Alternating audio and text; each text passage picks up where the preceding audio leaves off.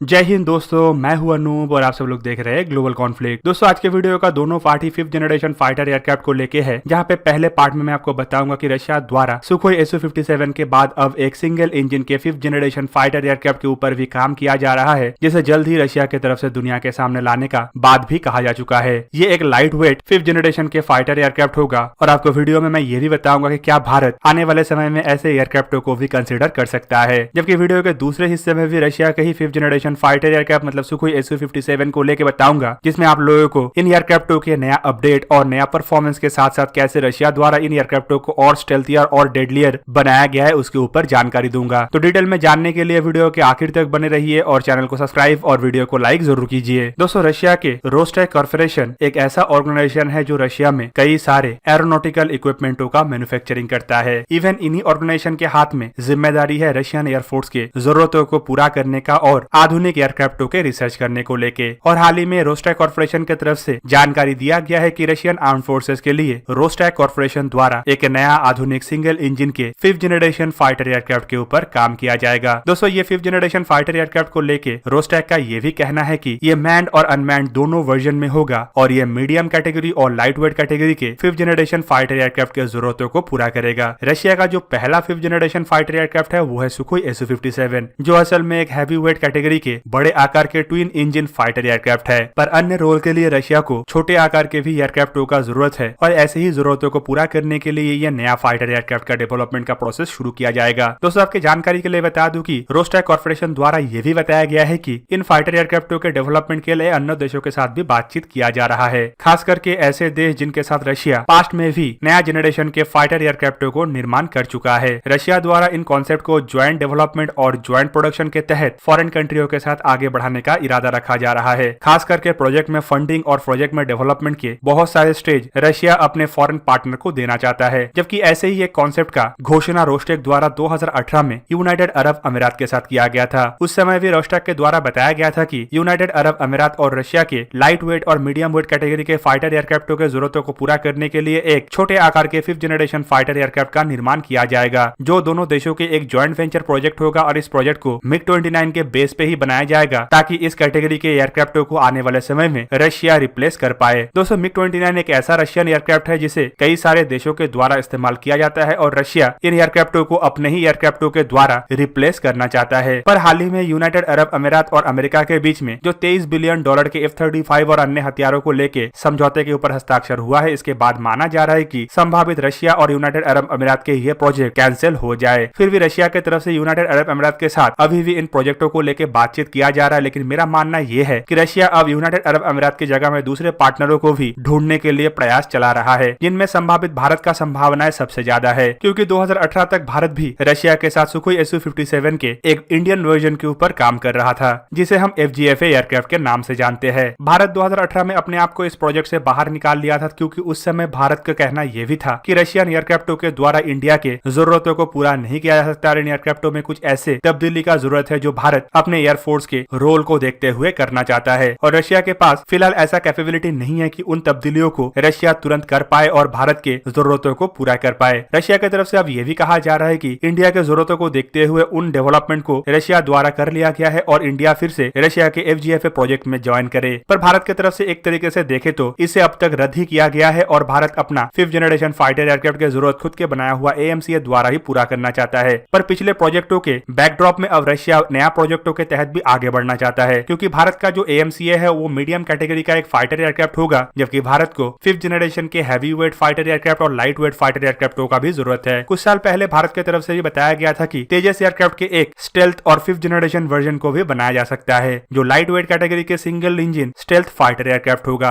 लेकिन इसके ऊपर ज्यादा कभी कोई खुलासा नहीं किया गया और ना ही कोई जानकारी दिया गया। तो देखना अब यह है कि रशिया की तरफ से भारत को कब तक ऑफिशियली नया single engine 5th generation fighter aircraft के ज्वाइंट डेवलपमेंट और ज्वाइंट प्रोडक्शन के लिए ऑफर किया जाता है और भारत द्वारा इसके रेस्पॉन्स में क्या जवाब दिया जाता है। पर मेरा मानना दोस्तों यहाँ पे यह है कि भारत संभावित मीडियम वेट कैटेगरी के फाइटर एयरक्राफ्टों की जरूरत AMCA द्वारा पूरा करेगा, जबकि लाइट वेट कैटेगरी के फाइटर एयरक्राफ्टों का डेवलपमेंट भी भारत की तरफ से खुद के दम पे किया जा सकता है। दोस्तों अब चलिए जानते हैं सुखोई Su-57 के बारे में। हाल ही में रशियन मीडिया के द्वारा जानकारी दिया गया है कि रशिया का पहला 5th जनरेशन फाइटर एयरक्राफ्ट मतलब सुखोई Su-57 को अब रशिया के इंडस्ट्रियों द्वारा और ज्यादा खतरनाक और स्टेल्थियर बनाया गया है। रशिया के मीडिया में बताया गया है कि रशियन इन एयरक्राफ्टों में एक नया एयर इनटेक ग्रिल लगाया गया है, जिसके बदौलत एयरक्राफ्टों का रडार क्रॉस सेक्शन और घट जाएगा। दोस्तों इन रिपोर्टों के मुताबिक अब रशिया के सुखोई Su-57 के रडार क्रॉस सेक्शन जो पहले 0.1 मीटर स्क्वायर से लेके 1 मीटर स्क्वायर तक था, इससे और ज्यादा घटाना संभव है। दोस्तों ये जो नया एयर इनटेक ग्रिल है, ये बेसिकली इंजनों से निकलने वाला रडार सिग्नेचरों को घटाता है। अमेरिका में जहाँ पे इंजनों के रोटेटिंग ब्लेड से निकलने वाला रडार सिग्नेचर को घटाने के लिए एसएफ एयर इनटेक का इस्तेमाल किया जाता है, वहीं पे रशिया की तरफ से ये नया एयर इनटेक ग्रिल का इस्तेमाल किया गया है, जो इसे कई हद तक छुपा देता है। इवन दोस्तों इसके अलावा मीडिया में ये भी चर्चा किया जा रहा है कि रशिया के सुखोई Su-57 एयरक्राफ्टों के ये नया एयर इनटेक ग्रिल के साथ कुछ एयरक्राफ्टों को हाल ही में टेस्ट भी किया गया है और टेस्ट का रिजल्ट काफी ज्यादा पॉजिटिव भी है। इवन इन एयरक्राफ्टों के रडार सिग्नेचर को और घटाने के लिए इनमें एक नया रडार ऑब्जर्विंग मटेरियल का भी इस्तेमाल किया गया है, जो एयरक्राफ्टों के रडार सिग्नेचर को करीबन पहले के तुलना में 30% और घटा देता है। इन एयरक्राफ्टों के डिजाइन में कुछ ऐसे खामियां भी है जो एयरक्राफ्टों का रडार सिग्नेचर पहले बढ़ा रहा था, खास करके पतला और बड़े आकार के विंग सेक्शन होने की वजह से यहाँ पे ज्योमेट्रिकल कर्व काफी कम था, जो रडार से निकलने वाला वेब या सिग्नेचर को रिफ्लेक्ट करता था। पर यह नया रडार ऑब्जर्विंग मटेरियल इन सिग्नेचरों को घटाने में काफी ज्यादा समर्थ है। और दोस्तों इस तरीके का मटेरियल का ट्रायल रशियन एयरक्राफ्टों में पहली बार नहीं बल्कि इससे पहले भी बहुत सारे देशों के द्वारा अपने 4th जनरेशन के और 4++ जनरेशन के फाइटर एयरक्राफ्टों को सेमी स्टेल्थ बनाने के लिए इस्तेमाल किया जा चुका है। खास करके अमेरिका के F/A-18 सुपर हॉर्नेट जैसे फाइटर एयरक्राफ्टों में ऐसे मटेरियलों का हाल ही में इस्तेमाल करते हुए एयरक्राफ्टों के रडार सिग्नेचरों को घटाया गया। जबकि भारत द्वारा भी अपने तेजस एयरक्राफ्टों के लिए आधुनिक कार्बन कंपोजिट का निर्माण किया गया था, जो एयरक्राफ्टों के वजन को तो हल्का करता ही है, साथ में एयरक्राफ्टों के स्ट्रक्चर को मजबूत और काफी ज्यादा स्टेल्थी भी बनाता है। जबकि दोस्तों इसके अलावा खबर तो ये भी है कि रशिया की तरफ से अपने पहला ऑपरेशनल सुखोई Su-57 फाइटर एयरक्राफ्टों को रिसीव करने के लिए तैयारी भी कर लिया गया है। रशियन डिफेंस मिनिस्ट्री की तरफ से सुखोई कॉर्पोरेशन को करीबन 76 सुखोई Su-57 के लिए ऑर्डर दिया गया था, जो रशियन फोर्सेस में इस्तेमाल होना है। और अब सुनने को आ रहा है कि इस साल के अंत तक मतलब दिसंबर महीने के अंदर ही रशियन आर्म फोर्सेस को इन एयरक्राफ्टों के सप्लाई कर दिया जाएगा। फिलहाल इन एयरक्राफ्टों को सीरियल प्रोडक्शन में रखा तो गया है, लेकिन माना जा रहा है कि ये असल में इनिशियल ऑपरेशनल कॉन्फ़िगरेशन के ही एयरक्राफ्ट होगा, जिनमें सुखोई Su-35 में इस्तेमाल होने वाले इंजन मतलब AL-41 इंजनों का इस्तेमाल किया गया है। जबकि रशिया अपने 5th जनरेशन फाइटर एयरक्राफ्ट के लिए एक आधुनिक 5th जनरेशन के इस्डेलिया इंजन का भी निर्माण कर चुका है। दोस्तों ये इंजन आधुनिक होगा, साथ में 5th जनरेशन के कैटेगरी के साथ होगा, मतलब कम रडार क्रॉस सेक्शन के साथ साथ ऐसा डिजाइन जो रडार को चकमा देने में माहिर हो, जैसा इंजन का इस्तेमाल अमेरिका के F-22 में किया जाता है। दोस्तों रशिया के सुखोई Su-57 को पिछले साल दिसंबर महीने में एक बड़ा झटका मिला था, जब सीरियल प्रोडक्शन के पहले एयरक्राफ्ट टेस्ट के दरमियान क्रैश हो गया था। उसके बाद करीबन टेस्ट प्रोग्राम को 10 महीने तक सस्पेंड रखा गया, लेकिन उसके बाद रशिया द्वारा एयरक्राफ्टों में कई सारे तब्दीली के बाद फिर टेस्ट प्रोग्राम को कंटिन्यू किया गया। पर रशिया की तरफ से इस दरमियान भी फाइटर एयरक्राफ्टों के प्रोडक्शन के लिए स्पेयर पार्ट्स और अन्य इक्विपमेंटों के प्रोडक्शन को बरकरार रखा गया, ताकि जल्द से जल्द इन एयरक्राफ्टों को अपने बेड़े में शामिल किया जा पाए, जिससे कि दूसरे देशों को भी प्रेरणा मिले कि रशिया से इन एयरक्राफ्टों को खरीदा जाए। रशिया द्वारा अपने बेड़े के फाइटर एयरक्राफ्टों के अलावा एक एक्सपोर्ट वर्जन का भी निर्माण किया गया है, जो रशिया अपने फ्रेंडली कंट्रियों में बेचना चाहता है, खास करके अल्जीरिया, चाइना, इंडिया जैसे देशों को। पर सभी देशों का शिकायत यही है कि रशिया द्वारा सबसे पहले अपने बेड़े के लिए बड़े संख्या में ऐसे एयरक्राफ्टों का ऑर्डर किया जाए, ताकि उन्हें भी इन एयरक्राफ्टों के ऊपर भरोसा हो और रशिया के एयरफोर्स में ऑपरेशनल होने के बाद एयरक्राफ्टों के बारे में ज्यादा जानकारी मिलना भी संभव हो पाए। तो दोस्तों माना जा रहा है कि जल्द ही रशिया के बेड़े में एयरक्राफ्टों के शामिल होने के बाद रशिया को भी बड़े संख्या का ऑर्डर मिलने का संभावना और ज्यादा बढ़ जाएगा। और देखना यह है कि अल्जीरिया के बाद कौन सा देश दूसरा देश बनता है रशिया के इन फाइटर एयरक्राफ्टों के लिए। तो दोस्तों ये था आज का वीडियो। अगर आपको वीडियो अच्छा लगा तो उसे लाइक कीजिए और मेरे चैनल को सब्सक्राइब कीजिए और साथ में बना हुआ बेल आइकन को भी प्रेस कर दीजिए, ताकि आप मेरा वीडियो देख पाए सबसे पहले। जय हिंद।